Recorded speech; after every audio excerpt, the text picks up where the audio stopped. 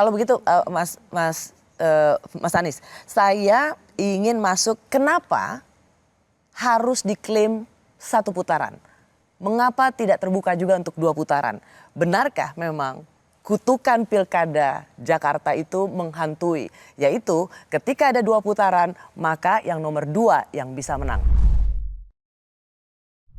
Kami bisa menyampaikan, mendeklarasikan bahwa pasangan calon nomor 3, Mas Pram Bangdul, telah memenangkan konsentrasi Pilgub DKI Jakarta dalam satu putaran dengan perolehan 50,07%.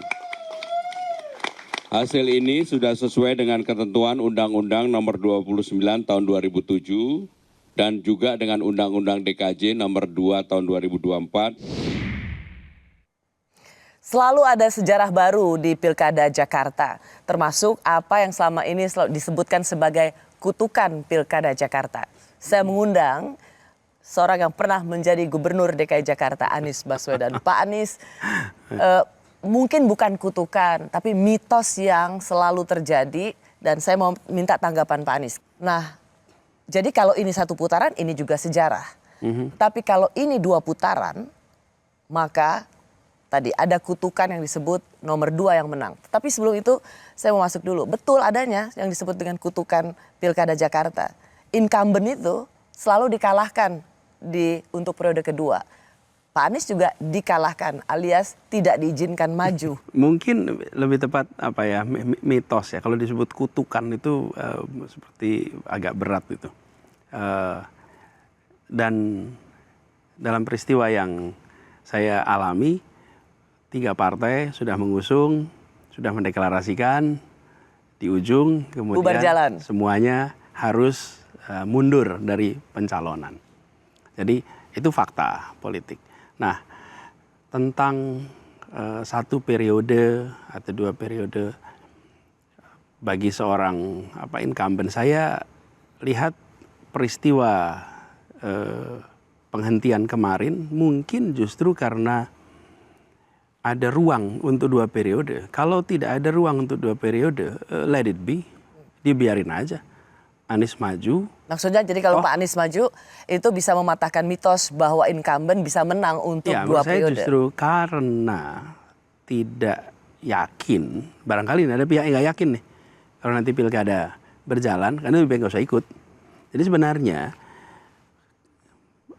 bubar jalannya partai-partai pada waktu itu seperti menjawab mitos itu. Bila saja itu dibiarkan, kita tidak tahu ya apa yang akan terjadi. Tapi ada potensi. Kita kan nggak bisa memprediksi counterfaktual nih. Tapi itu ada potensi. Nah, jadi potensi mematahkan mitos. Potensi mematahkan mitos. Jadi untuk memperpanjang mitos itu gagalkan sejak awal. Karena begini, ada perubahan yang sangat signifikan. Kalau kita lihat RK dan Pak Sus itu selalu yakin di awalnya 1 putaran. Lalu Anies Rano selalu mengatakan yang penting 2 putaran. Pram Rano itu yang penting 2 putaran karena memulai dari elektabilitas yang sangat kecil gitu. Tapi ternyata bisa crossing dan hasilnya mengejutkan. Dan sekarang berubah. Pak Ridwan Kamil dan Pak Sus yang mengatakan 2 putaran, Mas Pram dan Bang Rano yang mengatakan 1 putaran. Mengapa begitu takut dengan 2 putaran? Apakah mitos? Sebetulnya enggak juga suara unggul yang kedua ini bisa menang. Begini, kita ingat di 2012. 2012 waktu itu yang nomor 1 adalah Pak Jokowi. 43%. Ya, Pak Foke itu kalau tidak salah 34%. Di putaran kedua Pak Jokowi menjadi 52%. Jadi tidak kemudian menjadi yang nomor 2 menang loh. Karena Pak Jokowi di 2012. Itu mungkin terjadi pada waktu 2012. Ya, Pak Anies, Pak AHY dan di 5 tahun berikutnya terbalik. 5 tahun berikutnya yang nomor 2 waktu itu saya 40%, Pak Basuki 43%, kemudian Pak Agus itu 17%. Dan di putaran kedua menjadi 57-43. Jadi dukungan itu nggak bergerak di Pak Basuki. Jadi menurut saya belum ketemu pola, Ros.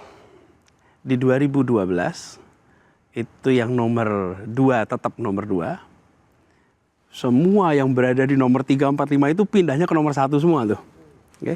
Di periode pilkada langsung yang kedua, 2017, pada waktu itu, yang ketiga deh, periode ketiga ya. Ketiga itu.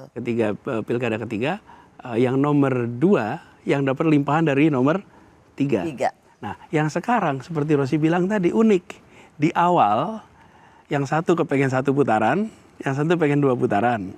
Yang sekarang berubah lagi. Sekarang kita melihat ini kelihatannya 1 putaran selesai. Sekali lagi saya katakan dari keyakinan apa Pak Anies? Tidakkah masih terlalu dini untuk mengklaim ini 1 putaran? Atau memang ada kekhawatiran kalau masuk ke 2 putaran berat untuk menang? 14.000 TPS dalam waktu 24 jam sudah ditabulasi. Karena ini di Jakarta yang akses informasinya itu begitu cepat. Jadi kalau sudah terhitung seperti sekarang 50,7%, ya 50,7% mau diapain lagi gitu. Mungkin kita punya pengalaman di berbagai tempat, ada intervensi, ya diawasi saja ini. Kalau ini diawasi harusnya nggak berubah. Toh ini sudah real count bukan? Ya. Jadi Anda tetap yakin yang 1 putaran? Saya yakin dengan angka 50,7. Itu 100% di KPU. Masa saya nggak percaya sama KPU? Masa saya bilang KPU kelihatannya angka Anda nggak benar? Enggak dong. Ya saya percaya dengan KPU. KPU-nya bilang 50,7 tabulasi dia, ya itu yang kita percaya.